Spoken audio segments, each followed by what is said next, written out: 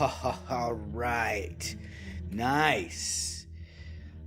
Looks like it's arrived. Yup. Niello LED grow light. Veg and flower new. Nice. Hey, sir. What are you doing? What you got there? Oh, this? This is a new light. That's right, just another little weapon of warfare here out in the urban garden. Who's it from this time, General?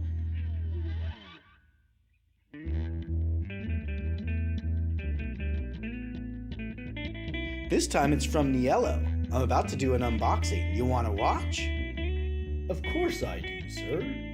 All right, let's get to it. Okay, I got my handy dandy key here. Let's go ahead and pop open this box and see what's inside.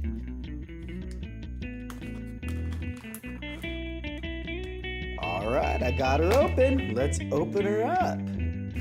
All right, let's see what we got inside here. And we have the S Series LED grow light. This happens to be the S600. And there is your instruction manual. We have our US outlet cord. This is a cree cob. It does have a couple infrareds in it. Packaged quite nicely here. And that is by Niello. So thank you, Niello, for this light. It does have 2 cooling fans. It does have a daisy chain with its on-off switch. It also came with some hangers.